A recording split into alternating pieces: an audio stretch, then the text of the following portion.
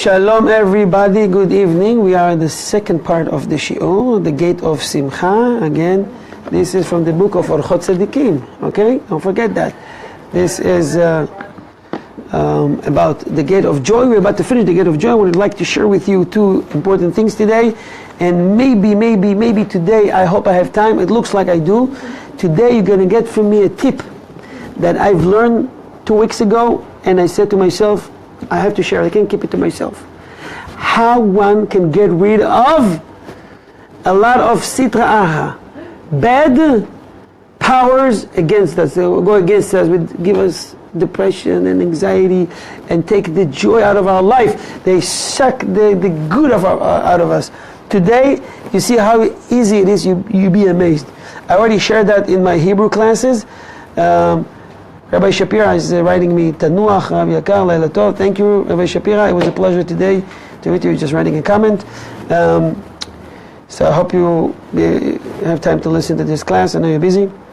So today I share with you, anyways, the secret how to defeat this bad angel, persecutors that was created by you. From the sin you committed. You know, you will not believe how easy it is. So let's finish this and we go to my second book. Go ahead. Joy is also good for gladdening the bride and groom, as it is written in Jeremiah 7:34 and 33:11. The sound of gladness and the sound of joy, the sound of rejoicing the bridegroom and the sound of rejoicing the bride. But he must be very careful not to regale them by speaking coarsely, for such joy is anger, wrath, and scorn. Right. Some people, you know, it says in Jeremiah, you can use the act of joy to perform, to do a great mitzvah, make other people happy. Going to a wedding, you know, by the way, some poskim says, if you go to a wedding and you don't dance, you don't make the groom and the bride happy, it could be that it's called hashash gezel. You might stealing from them, even if you go to a check, just by sitting there, because part of the mitzvah is not just to go, sit, drink, and eat, saying, no, I gave them a gift already, I gave them a check. No. The main mitzvah is to make them happy that night. 1 or 2 minutes spent to the circle, dance, clap. This, you fulfill the mitzvah, you fulfill your share. After that, you can even go home. You fulfill the mitzvah. So, with the trait of joy, you can do great things. You can be mesameach hatan v'kala, make them be joyful. But some people, after drinking, they become lightheaded, and they do stupid things. They make fool of themselves. Some of them dance like monkeys. This is not a mitzvah anymore. You know your limitation, don't make fool of yourself. Right. Either get out of there or sit down. Go ahead. Nor should the joy come from men and women together, for such joy is lightheadedness. Even at a eulogy, our sages prescribed separation of the sexes, Sukkah 52a. How much more so on a festive occasion? And they expounded in Micah 6:8, and walk in modesty. This refers to deportment upon taking out the dead body and bringing in the bride to the marriage canopy. Sukkah 49b. Right. So modesty and joy should be going side by side. You have a mitzvah to be joyful during the holidays. So many people have either family members coming in or just friends or whoever they want to bring close to Judaism. There's a lot of drinks on the table because it's a mitzvah. It says, En simcha ela bebasar v'yain. Joyful on the holidays is when drinking wine and eating meat. Right? Red meat. It makes you excited, so it's good. By the way, on Shabbat, it's a mitzvah to drink wine and to eat meat, but it's not obligation, because Shabbat, the main thing is oneg. If meat makes you heavy, and you're satisfied with fish, you're good with fish. The greater mitzvah on the holidays. So you see on the holidays, there's more things involved, like meat and drinks, and people get lightheaded. So on one hand, you won't fulfill the mitzvah. But in the other hand, the mitzvah of joy, being joyful on the holiday. On the other hand, it's a thin line to cross and ruin it and messing it up. It's not how you bring bracha to your house. So as long as you know your limit, you're good to go. So joy and modesty always goes together. And modesty does not mean only the way you dress up. Let me tell you, there's woman or man that dress up very modestly. Long sleeves, long skirts, it's not strong colors that draw attention, but they're very loud. They curse or they use language and everybody look at them. What is this? Are you an animal? Modesty is including the way you talk, the way you walk, the way you address yourself before people. Not the way you dress only, the way you address also. Right. This is modesty. Hashem loves those who are humble, those who are modest. And you pay her a great, great reward. There's a table, people drink, and they speak, become lightheaded, and you want to join, but you should examine the situation. If it's not for you, it's not for you. Remain silent. You have to be always careful as a Jew how we represent ourselves. Okay. Let's do one more part and continue with that. One must also rejoice on Sabbaths and festivals and on Purim, for all of these are reminders of the exodus from Egypt and of the miracles that the Holy One, blessed be He, wrought for His chosen ones. Therefore, he should rejoice in his heart when he remembers God's loving kindness and His great goodness toward those who do His will. And because of this, we make delicacies and wear costly garments and drink wine to rejoice the heart. But one must take care not to devote that joy to vanities, but to love the Blessed One, and he should regale himself in love for the Creator and rejoice and revel in the joy of the Master of all, who commanded that we have pleasure and joy on that day.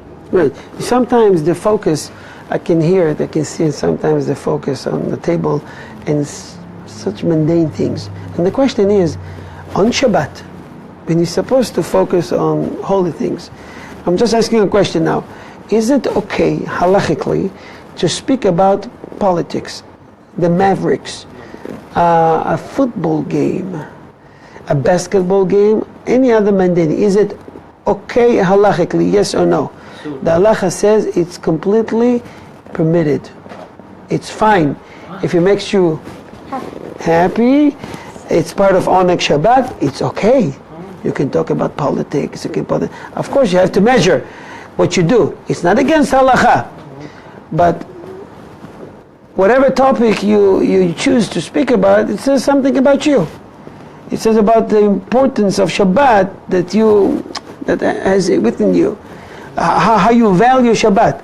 You want to talk politics? Fine, it's okay. If it makes you, it's part of your Oneg Shabbat. Kid. Rabbi, I've had rabbis ask me if I'm working and what I'm doing. I don't feel comfortable with that. Is that okay too? There's a rabbi asking you what? If I'm working and what am I doing? On Shabbat. On Shabbat? At a Shabbat table, yeah. Yeah, halachically it's okay, no problem. It's okay? It's okay to answer, yes. It's no problem. When you are in a company that everybody is speaking only Torah, you expect different questions. When you're in a company, I'm not saying right now, to, God forbid, to disqualify the other people. But it's okay. It's okay. But that's fine. It makes me feel uncomfortable because it's about work. And that's not It's okay. If you don't discuss a business that you're supposed to deal with during the week, it's fine. Because there is not going to be any beracha in it.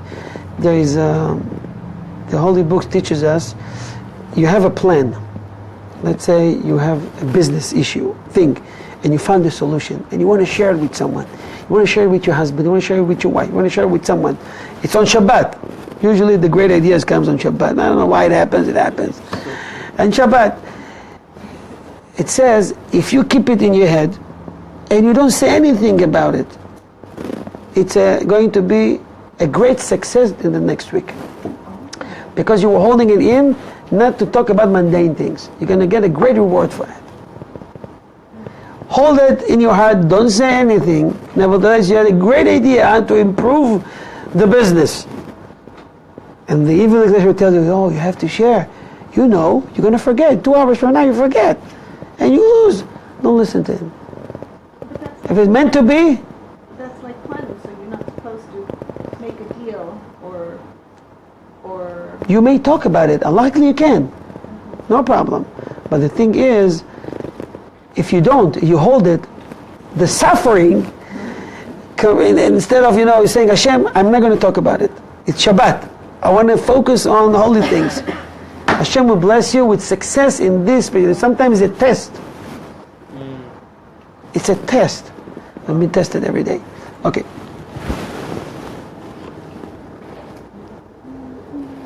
On those days he should also remember the pleasure of the world to come, the ultimate pleasure, and it befits one at that time when occupied with pleasures to remember the greater pleasures and long for them, as it is written in Yeshayahu 58:13-14. If you call Shabbat a delight, then you shall delight yourself in him. Right. We sing Ki Yesh Mera Shabbat Eli Shemereni. This is the Sephardi tune. In this song it says not to talk about mundane things. If you read the English translation there, it says so halachically you permitted. This is a great recommendation not to, and God will reward you for that. I would stop here. We finished this part, right? Okay. I would like to share with you the last part, the next 5 minutes, how we can eliminate bad forces around us in a very easy way. You won't believe it. Of course, obviously, I'm not going to read the whole part. I'm just going to give you this idea in a nutshell. This is a tikkun that was brought to us by the Ari Kadosh, the Holy Ari. He's talking about the 5th tikkun. Before that, he's talking about how one has to do teshuvah, how one has to fix and rectify, and so forth and so on. And then he says the 5th one. I left for the end. The 5th one is the greatest among all rectification. And it says that if someone fasts, it's just good for atoning the sin he made, so he won't have to go to Gehinnom, go down to hell. But there's greater tikkun than that you have to add on that, except of teshuvah. He says you have first to kill these demons, it's called shedim, in klipot, shells, that you created with your sins. And the second thing is to take, I'm using Kabbalistic terms now, the sparks of the Kedusha that they took from you. What does that mean?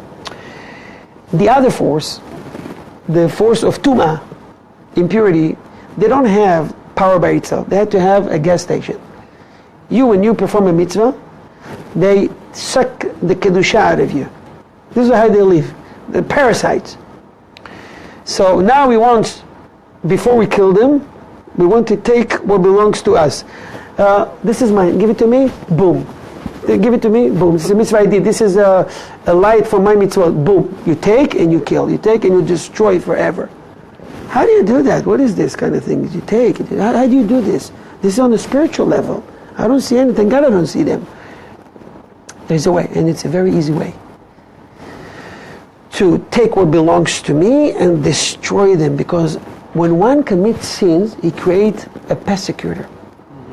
It depends what type of sin you did. You can make small sin or big sin, and according to your sin, the bigger is the persecutor. You can have a big one like a somo, and a small one, thin, skinny. It depends.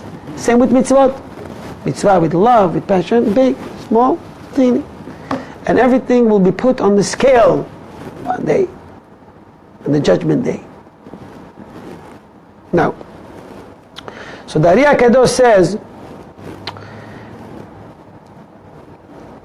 a righteous man can kill and destroy and eliminate 1,125 persecutor, mezikin, those who wants to harm you, because you created them. You kind of like they are your children and they want to be feeded. You created me. You gave birth of me. You need to feed me. So they feed with you. They feed with the mitzvah. They take out of your mitzvah. What you do? The power of them. I'm just giving you this in a nutshell. There's more. I hope you get the idea. And he says, by reading Kriyat Shema, the Shema Israel, you kill that many. One time, Shema Israel killed 1,125. I'm not going to do the gematria, why this special number. Now, the Ari says it all depends on the kavanah, the intention you have when you say Kriyat Shema, in your level of Kedusha, and the power, your ability. How big is your neshama? And some can do more, some can do less. But whatever you do, when you do the Shema Israel correctly, you can destroy that many. Now, there's 4 times a day we say in Kriyat Shema. One has the greatest level, and we go from 1 to 4. Which one do you think is the highest level? With this one, you kill many of them every day. You start to destroy containers, trains, full of them that you created, who knows, 30 years ago. And they're still there.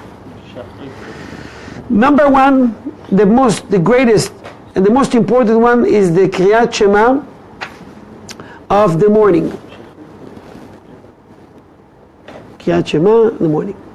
Second, number 2, second place is also in the morning, the one we say before this Kriyat Shema, is when we say the Korbanot. Is that a short verse of Shema Israel? Number 3 is the one we say in Arvit in the evening. And number 4 is the one we say over the bed before we go to sleep. It's 4 times.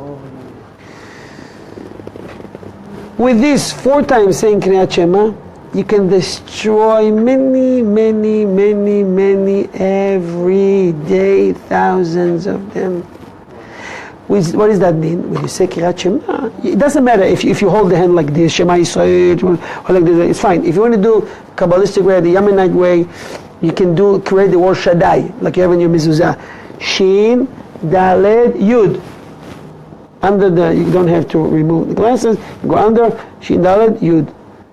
Shema Yisrael, Adonai Elohenu, Adonai Echad. And you read the Shema. If I mention Hashem's name, I can say the whole pasuk by the way. So I created the word Shaddai with this. I'm closing here a circle. It's a spiritual circle here. Okay? You fulfill the mitzvah if you do it even without placing a hand over your head. I'm just giving you the best way to perform it. Now, in every Shema Israel, you should do with the hand as we said. And then say the word by word. Take some Shema I said, take 5 minutes, some 7 minutes, okay? But it's for your own good. Why not? It's free. It's there. It's available. There's no reason why not to. And you start to feel, trust me, when you start to do it, you start to feel less pressure on you. You start to clear, I don't know, thousands, hundreds, and millions of them that we created. Who knows from where? It takes time. The more you focus on the Kriyat Shema, the better you feel. It's going to be easier and easier. So, Kriyat Shema, saying the Shema 4 times a day. Number 1 in the morning. The second one is just the Shema we do. So twice we do it every morning anyway. Arvit in the evening prayers is the 3rd one before we go to sleep. Everyone has the Sidurim is the 4th one. With this powerful tool, you can destroy all this bad energy that is around us, was created from our sin, and we don't understand why we feel sometimes so heavy. What's going on? I will just conclude with saying, someone remind me in this class, by tomorrow, if you need a basar meat, kosher, halak bit Yosef, or you send a message, $5.99 for ribs, shank, what was the other one? Grounded meat. Fresh, directly from the producer. With Ashgaha, I was there myself to see it. It's a limited quantity. I already have some orders. Bevakasha, place your orders by tomorrow. On behalf of Ohev Israel Foundation, I want to thank everyone that come. I hope we all learned something today, that we can go home and teach other and share the Torah. Thank you, and I appreciate all those who make donations to Ohev Israel Foundation. God bless you and give you 1,000 times more. Shalom. Thank you.